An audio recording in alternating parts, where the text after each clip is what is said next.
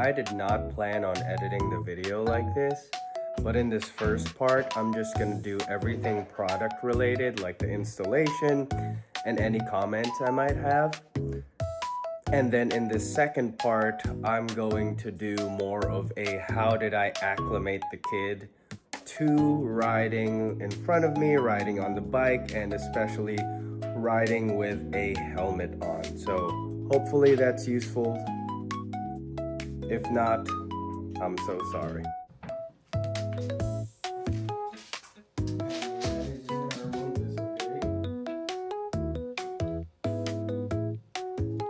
Look how gross that is. That's after I touched it and stuff. Blech. $7 replacement on Amazon. Alright, so the way this is that you're supposed to put it right here. I think what I'm gonna do is I'm gonna build it first and then attach it. So it only came with this. There's like different things in the picture. In the picture they have like a sideways thing, but the current one is a full wraparound, not front 180. So on here, there's really only one hole for you to put it in.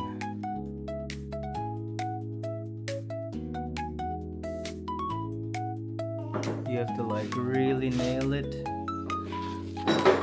to make it even.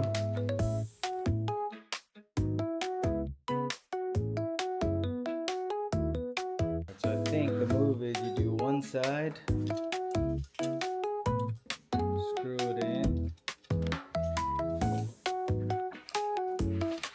then I can now force the other side.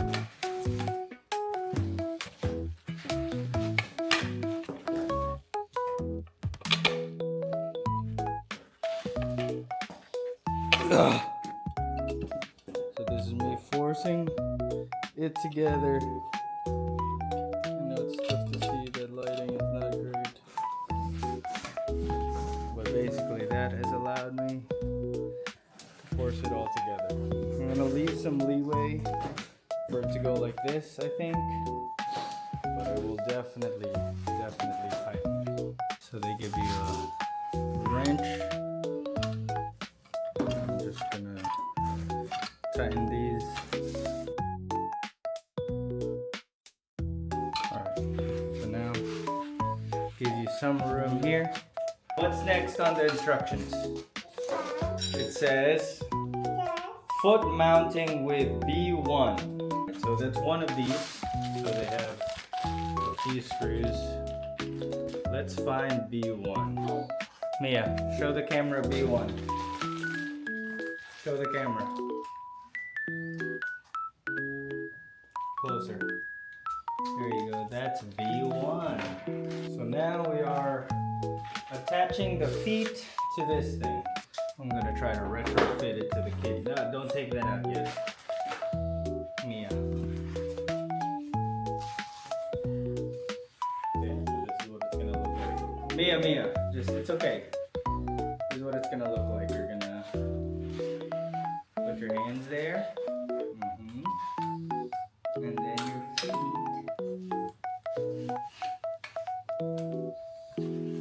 So it will be lower like this. Then she moves.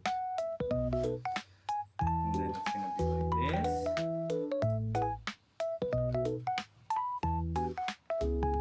So we can do like this maybe. We're gonna do the bottom too, okay? You can ride like this. Yeah? Alright, well, we have to change it anyway. Alright, so based on that, there are 3 holes here. There are 3 holes here. I'm gonna do one offset and just see how that goes. I definitely did it wrong. So this thing, actually, like that. That's it. That's it. Why does it not feel like it's gonna go through? Oh, okay, that's why. Yeah, I took out the wrong ones. You were right. Alright, B1 is this one. Not this one. It's the round. It's the round one. Alright, so I'm not gonna tighten everything yet, but that's currently what it looks like.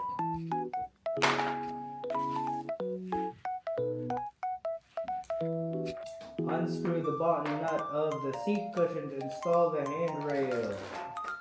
So basically right here, this is the seat cushion. We're gonna put it right there. I will say, this top part has enough cushion right here, but the sound that it makes with the screws banging off of it is not, like, it's pretty heavy, but it just, the sound it makes sounds really hollow.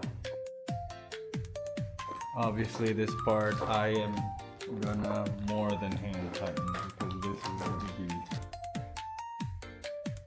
We're working on it, Mia. We have to make it tight so that it's safe. I think that's pretty on there. See, look, I already got to tighten these. Something that's not super confidence inducing here is that oh my gosh, I can't even tighten this. You have to tighten the knobs pretty closely for them not to, or so that they bend the metal a little bit, but then the metal is bent. Alright, so I have about a got him. So they come with these rubber gaskets for you to sandwich the pole into. So, as an experiment, I should move these things, right? Yeah, maybe I'll do something like this. Right? You see that? Yeah, there it is. I put it under there.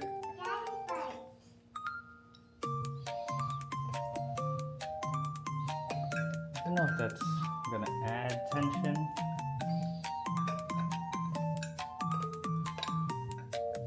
But let's just see.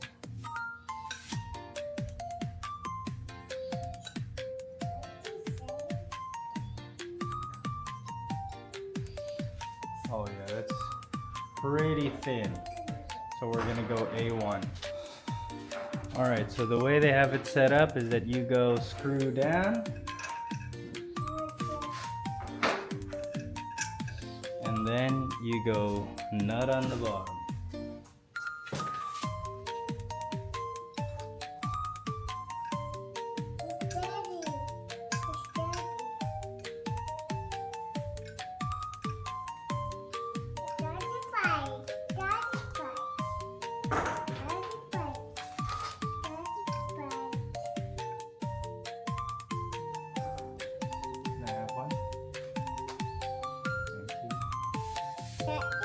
Can you give me another one, Mia? Yeah.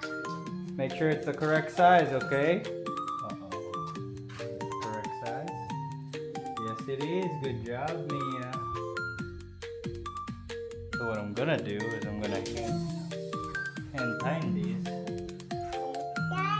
And tighten these. And then we will try to move your chair around. Alright, so now what we gotta figure out is the chair going to be in the way? Right here. Alright, hold on, Mia. This is your bike.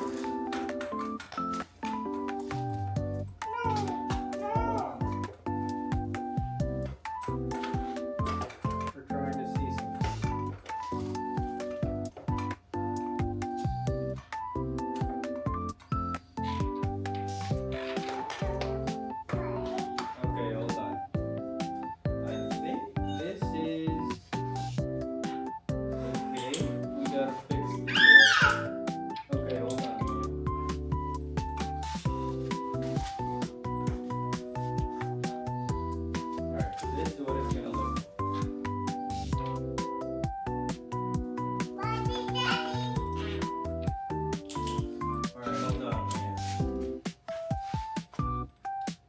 We're just gonna test it out, okay?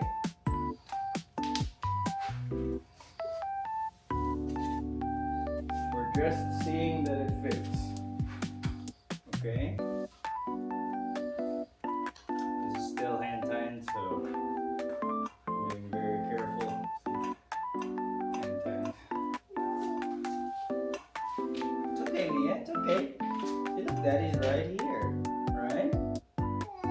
It's okay, we're gonna get out. We're just testing it out, okay? I think this is where we want. We're gonna fix your chair, okay? Don't worry, Daddy's here. Daddy's here. Okay, okay.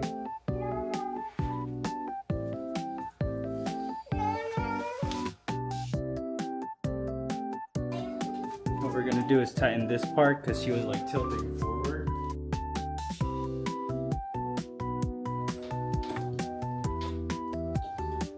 Is it supposed to do this? It says here, unscrew. No. Adjust the seat angle and tighten the clamp screws. You have to tighten this chair pretty tight before it stops tilting. I have to say that. I'm gonna say the shotgun is almost like fixed probably. Alright, so now the tilt is gone-ish. And I will.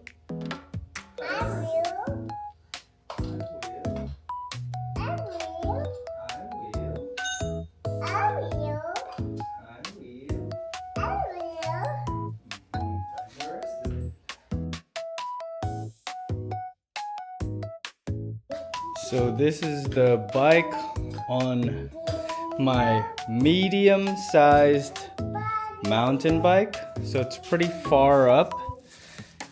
And I think I would never buy this used because these metal plates right here, you're kind of just screwing them together until they mold a little bit to the frame. So here, these aren't fully touching, but on the other side, I hope you can see this, these are almost touching right there. And that's just how tight it had to be. I will also check on this again tomorrow to make sure that they've settled into place here. But so far, I think for 50 bucks instead of the 300 that Kids Ride Shotgun is, this is not a bad deal. And you get this handlebar, you still get steps. These are gonna break fast because they're plastic. I bought this used bike for $150, the chair for 50 bucks.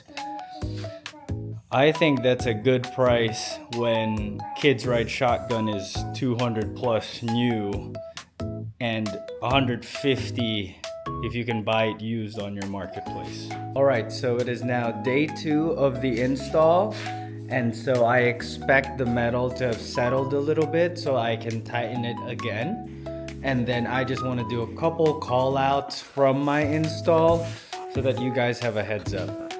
All right, so here is the seat. I would say that you could probably go screws up so that your knee doesn't run into this. I'm currently running into this thing somewhere here when I am biking. Mia, stop. So just something to look out for. Maybe what I'm gonna do is move it up a little bit.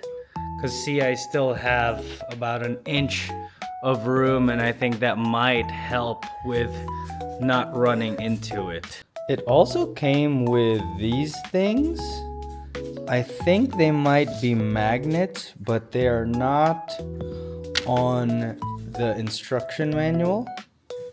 So I think it's like a small magnet that has some adhesive on here.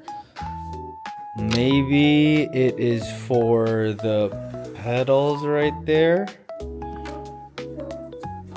but I don't know. All right, so while I load this bike in for a real maiden voyage, last 2 tips. First is that this part of the Amazon thing is going to be your biggest fail point. So if you watch this ad that I'm gonna put up, you wanna make sure that you keep the bolts that keep this on real tight, because this metal just keeps bending tighter and tighter. And then next, as I've tried using this bike multiple times now, I would say get a bike with a kickstand so you're not keeping the baby upright while keeping the bike upright. Outside of that, I think this is plenty if you're not actually mountain biking with your kid. One last note, the kickstand is really most helpful on the dismount. It's really not that big of a deal when you're getting on the bike, but it's more helpful getting off. And then you also have to get used to kind of pedaling with your knees out so that you don't scuff yourself. It's probably more of like my bad form where my knee kind of goes in and out versus normal form should be like kind of straight generally. I think that's really the main issue for my pedaling purposes. And then one last comment on the ad. I think that if that happened to me, where the screws came off, but I'm on like a real biking dirt path, your kid is probably good enough to hold on without the circle-y thing. So I'd probably just take it off. And then at that point, obviously, if you're doing real mountain biking trails, I would just get the shotgun at that point. But for everyday commuting, I bought my bike and the seat for $200 all in, which is the price of basically one shotgun combo.